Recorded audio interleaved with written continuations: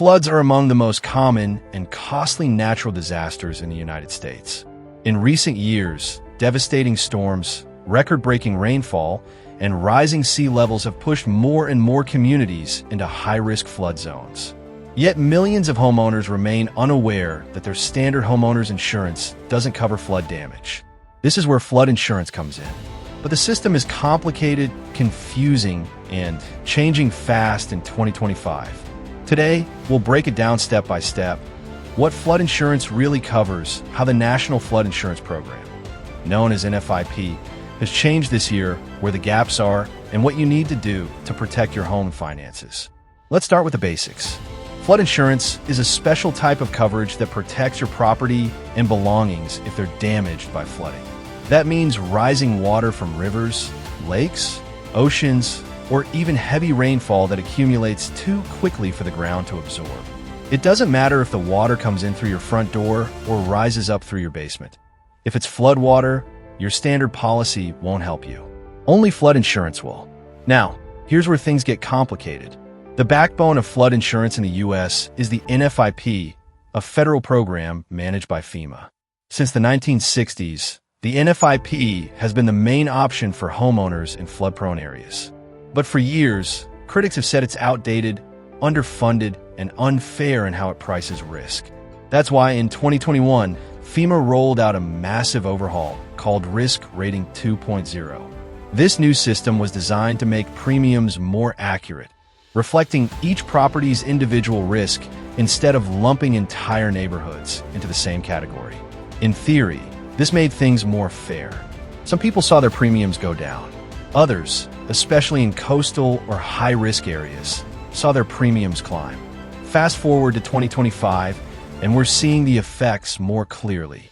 With inflation, rising construction costs, and more frequent extreme weather events, premiums under NFIP have continued to rise.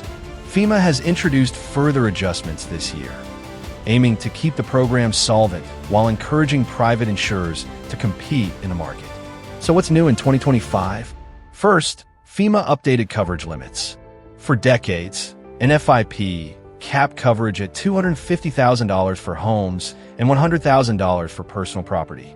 But in 2025, the limits have been adjusted upward, reflecting the reality that most homes cost far more than that today. This means better protection for many policyholders, but also higher premiums.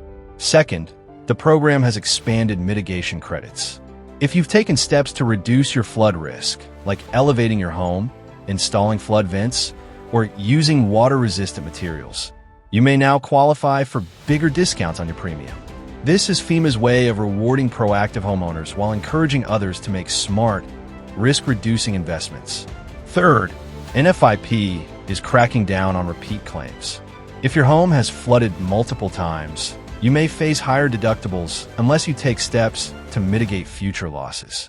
In some cases, FEMA may even offer buyouts, essentially paying homeowners to relocate out of flood-prone areas. But here's the important part. NFIP still doesn't cover everything. For example, temporary living expenses are not covered. If your home is uninhabitable after a flood, NFIP won't pay for a hotel or rental while repairs are being made. Many homeowners are shocked to learn this after a disaster. Another gap is coverage for basements. NFIP has strict limits on what it will cover below ground level. Finished basements, flooring, and personal property stored down there are often excluded or reimbursed at a fraction of the actual loss. And then there's the issue of business interruption. If you own a business and flooding shuts you down for weeks or months, NFIP won't replace your lost income. That requires a separate policy, often from private insurers. So where does private flood insurance fit in? Over the last few years, more private companies have entered the flood insurance market. They often provide higher coverage limits, broader benefits, like temporary living expenses, and sometimes more competitive pricing. In 2025, private insurers are playing a bigger role than ever, especially in states like Florida, Louisiana, and Texas, where flood risk is highest. But private insurance comes with trade-offs.